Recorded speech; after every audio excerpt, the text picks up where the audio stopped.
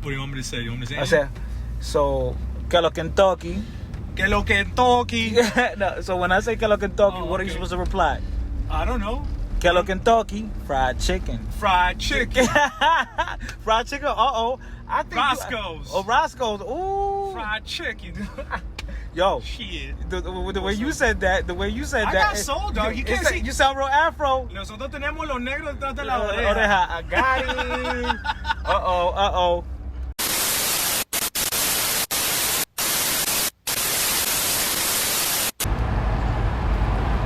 My man. Yoli. OG Rancho. That's right. Hispano supremacy. Yo. Bro.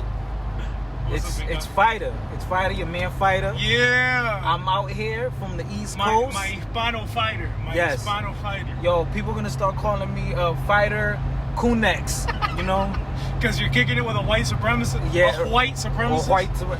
Now, even though the white supremacists hate me. But, right. We'll make sense of that at some point, I guess. Alright, so, I mean, I'm gonna be honest with you, man. When I hopped on your show that day, right? I was like, yo, are these dudes clowning me because I'm Afro-Latino? No. So... No, we were clowning you because you wanted to keep fucking around and not get serious with life, young man. Okay.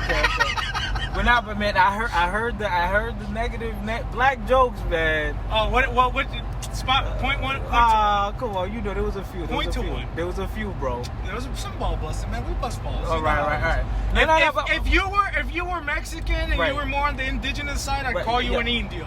If you were Argentinian and you were on the pale side, we make fun of you for being white. I mean, that's just... Nah, let me be honest with you, bro. That's how we are. Let me be honest with you. Yeah. I knew that's just how Hispanics are. Yes. Like, you know, we joke on if you're white, black, fat.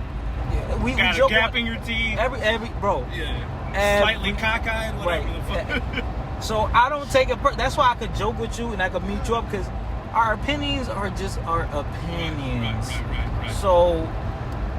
Well, I think the other thing is the fact that we could be honest. Right. You know, because that's the difference that I think, you know, I understand. I think if people, this PC culture, I think a personality like mine may come off as abrasive, you know, like, oh, like, shit, that was harsh what he said, you know? I understand that, but I'm just from a different, you know, I guess I'm from the old school, I'm from a different culture. Like, I don't like bullshitting people.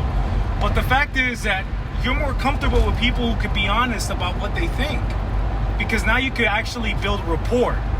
You may disagree, but now you can connect because you're being honest with each other.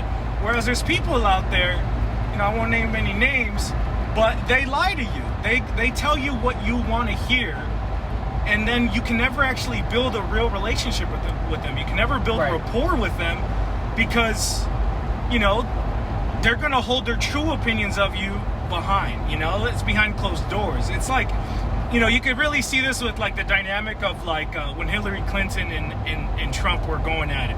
And I'm not into politics. I'm not a Trumper. I'm not a Hillary Clinton people. I don't believe in politics myself personally. But you can see how Trump was like, oh, he's the racist white guy because he's talking shit about Hispanics or whatever. Yeah. But let's front like Hillary isn't even more racist. I feel like at least with Trump, you know, he's the white dude who's gonna call me a spick or whatever, but and I'll call him a cracker, and we'll have a beer, you know, afterwards. Whereas Hillary Clinton's gonna act like, oh no, I love my nappy-headed Mexicans, but she'll never invite you over for dinner. Nappy-headed Mexicans, you know, like because we're all. That's comical, bro. Yeah, that's comical, bro. And she'll never ever. Those people, those are the white liberals, the white savior complex. Like people who got 46% Spanish in them from Ecuador and Dominican Republic, supposedly. The people with the white savior complex, you know, they'll tell you what you want to hear, but they won't invite you over for dinner. They won't be real with you. You know, and I think that's the difference. You know what I'm saying? That's that white liberal who pretends to be all about, you know, whatever, you know, my oppressed peoples, I'm here to save you. Whereas the redneck guy is going to be like, oh, you know what? I don't like, you know, N-words and beaners or whatever. But at the end of the day, you know, once we're like done talking shit to each other, we're going to have a beer and we're going to laugh and maybe we're going to bust each other's balls. But at least you could be frank with each other. You know what I'm saying? Because I just feel like at the end of the day, a confident man you say an alpha male, right? Sure. He's always gonna feel like what he is superior. Like you just feel like you're like not that you're better than people, but right. that you feel like you're good enough for anything. You're gonna be confident in yourself. Right, exactly. Whatever you were given, you're gonna use it to your for advantage. You. Yeah. I mean, that's what it's that's all about. Right. So you have to love what you are. Sure. You have to love what you are. Yeah, everything. And that's part of the thing where it's like, dude, we live in a society that, like, you know, especially from the Hispanic perspective, where, like, it's all mixed, you know? When we, you know, people think that I want to dick ride Spain. Like, I don't give a fuck about Spain, the country today. Right, Spain is not the Spanish Empire. Right. Spain is, like, the official son of the Spanish Empire who was, like, born in a wedlock and, like, grew up in the burbs or something. While we're like the little colored bastards, right? Right. But I don't give a fuck about Spain. I care about our Spanish heritage, about the Spanish Empire. And the thing is, when we reject the Spanish heritage, whether it's through blood or culturally, what we're really rejecting is patriarchy, order. It's the way of life. It's the everything. The culture, the church, this whole thing of like, oh, there's morality and like there's standards that I gotta live up to, and I gotta be a man, and I gotta, like, you know, tighten my belt and go through with life. Like, that's what we're rejecting.